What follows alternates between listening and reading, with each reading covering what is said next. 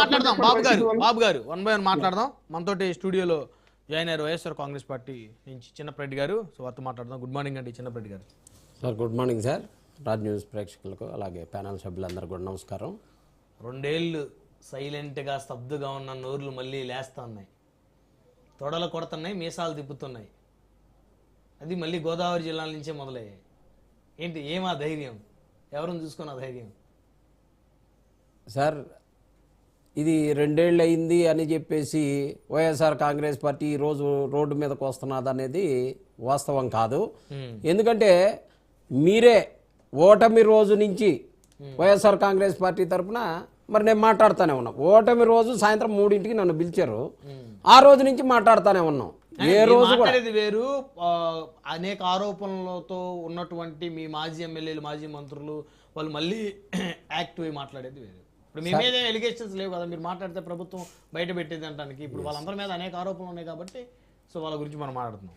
అలాగే వైఎస్ఆర్ కాంగ్రెస్ పార్టీ ఏ నాయకుడు కూడా ఎక్కడా కూడా భయపడే ప్రశ్నే లేదు.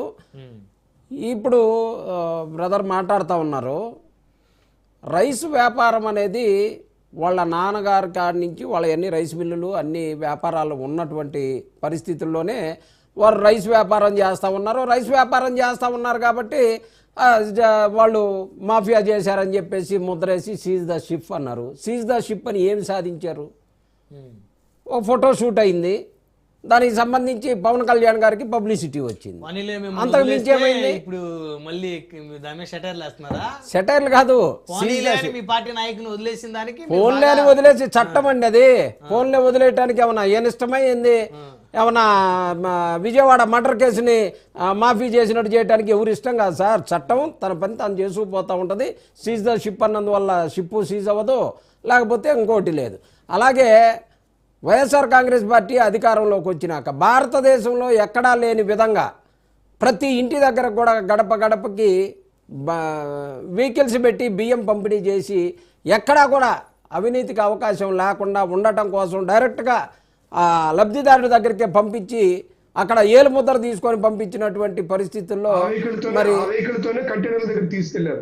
బ్రదర్ మీరు మాట్లాడినంతసేపు మేలకుండా ఉన్నాం కదా. బాబు గారు ఒక్క నిమిషం మీరు మాట్లాడిద్దాం. అలాంటి గొప్ప కార్యక్రమాన్ని ఇవ్వాలంట రేషన్ దగ్గరికి పోకుండానే డైరెక్ట్గా కస్టమర్ దగ్గరకు పోతే సమస్య అయింది. అదే రేషన్ డీలర్ల దగ్గరకు పోతే గత 30 ఏళ్ళ నుంచో 40 ఏళ్ళ నుంచో మనం చూస్తూ ఉన్నాం కదా ఏం జరుగుతున్నాయో అని చెప్పేసి వాటన్నిటినీ కూడా కట్టడి చేయటం కోసం జగన్మోహన్ రెడ్డి గారు ఒక కొత్త పథకాన్ని ప్రవేశపెట్టి ఇంటింటి దగ్గరకు పంపించి ఎవరి వాళ్ళకి ఇంటి దగ్గరే ఇచ్చేటటువంటి అవకాశం కల్పించిన పరిస్థితుల్లో అక్కడ వాళ్ళు ఎక్స్పోర్ట్ వ్యాపారం చేసుకున్నా సరే వారు ఖచ్చితంగా మాఫియానే చేశారని చెప్పేసి పవన్ కళ్యాణ్ గారు వెతుక్కుంటూ పోయి ఒక్క కేజీ బియ్యాన్ని కూడా ఆపలేనటువంటి పరిస్థితి. కానీ బురద మాత్రం టన్నులు బురద వేస్తారు వైఎస్ఆర్ కాంగ్రెస్ పార్టీ మీద. ఆపలేని పరిస్థితి అంటే సీజ్ ద షిప్ అన్నటువంటి పరిస్థితులు. ఏమి సీజ్ చేసి షిప్లో బియ్యాన్ని ఏమి ఆపారు? అన్ని లైసెన్స్డ్ కాబట్టే కదా పంపించింది. ఇంకా ఎదురు ప్రభుత్వమే డెమరేజ్ కట్టల్లా పంపించింది, ఆషామాషికి ఏం పంపించలా. అందుకని చెప్పేసి మాట్లాడేటప్పుడు వాస్తవాలు తెలుసుకొని ఈరోజు గ్రామాన సందులో ఎన్ని డీలర్షిప్లు ఉంటే అన్ని డీలర్షిప్ల దగ్గర నుంచి మొత్తం లారీలు పోతా ఉన్నది, ప్రజలందరూ చూస్తానే ఉన్నారు. ఇవాళ ప్రతి ఇంటి దగ్గరికి వైఎస్ఆర్సీపీ వాళ్ళు వెళ్ళి ఎక్కడికక్కడ నియోజకవర్గాల్లో ఎవరెవరు అడ్డగోలుగా ఈ రైస్ తరలిస్తున్నారో చక్కగా ఆ వీడియోలు తీసి మీరు అందరూ గొడవ చేయొచ్చు కదా ప్రభుత్వం మీద. మా గురించి మాట్లాడారు కదా గత ప్రభుత్వంలో, ఇప్పుడు చూడండి ఏ విధంగా జరుగుతుందని మీరు అందరూ చేయొచ్చు కదా సార్. మంచి ఆపర్చునిటీ ఇది సార్. ఈసారి మీరు వీడియో చేస్తే మనం డిబేట్లో ప్లే చేసి జనసేన తెలుగుదేశం వాళ్ళని గట్టిగా మాట్లాడొచ్చు. ఇప్పుడు ప్రజాస్వామ్య పద్ధతిలో పరిపాలన జరుగుతూ ఉంటే ఎవరైనా ప్రజా పరిపాలనలో మాట్లాడతారు. వీధి ప్రజా కంటక పాలన కదా జరిగేది. వీళ్ళు అసలు ప్రజల్ని పరిపాలిస్తున్నట్టుగా ఉన్నటువంటి పరిస్థితి లేదు కదా. ఇక్కడ జరుగుతుందంతా కూడా నోరెత్తితే అదిగో నిన్న అతని మీద ఏం కేసు పెట్టారు? రాజద్రోహం కేసు. ఎవరతను? రావణ్ మీద రాజద్రోహం కేసు పెట్టారు. అంటే అదే పవన్ ఇలాంటి వాళ్ళకి మీరు మద్దతు ఇచ్చుకొని తిరగండి. వైసీపీ 11 నుంచి 1 వరకు మీరు ఇలాగే మద్దతు ఇచ్చుకొని. ఓకే బాబు గారు మాట్లాడండి వాడు అట్లా కాదు సార్, పవన్ కళ్యాణ్ గారి నోట్లో నుంచి ఏ మాట అయితే వచ్చిందో ఆ మాట యువతల వ్యక్తి మాట్లాడితేనేమో దేశద్రోహం అయింది. అదే మాట చెప్పు తీసుకొని కొడతా కొడకల్లారా అని చెప్పేసి మాట్లాడితే సిగ్గు లేకుండా ఇంకా మాట్లాడేటటువంటి పరిస్థితులు. రావణాంశ పక్కన పెడదాం. అతను చేసినటువంటి కొన్ని పొరపాట్లు ఉన్నాయి, అవన్నీ మళ్ళీ డిస్కస్ చేద్దాం. ఇప్పుడు అదే ఎన్నైనా చర్చ. ఉండదు సార్. సార్ నేను అనేది రావణాంశం తీసేద్దాం అతను అంశం అనుకోండి, విజయవాడ మర్డర్ కేసు తీసేస్తావా?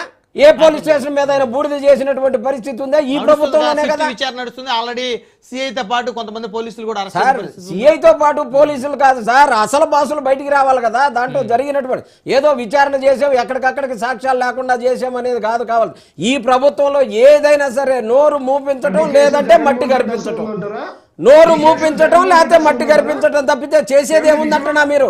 ప్రజలకు ఇచ్చినటువంటి హామీలని నెరవేర్చేటటువంటి పరిస్థితి లేక ఇచ్చినటువంటి అబద్ధపు హామీలన్నింటినీ కూడా జగన్మోహన్ రెడ్డి అస్తం ఉందంటారా? బాబు గారు సార్ చిన్నరెడ్డి గారు, ఆ అంశాలు రెగ్యులర్ గా చర్చిస్తున్నాము. ఇప్పుడు మనం ఈ రేషన్ మాఫియా పరిస్థితి ఏంటి? అసలు ఆగుతుందా, ఆగట్లేదా, లేకపోతే ఏ ప్రభుత్వంలో అదే జరుగుతుందా, లేకపోతే ఈ ప్రభుత్వం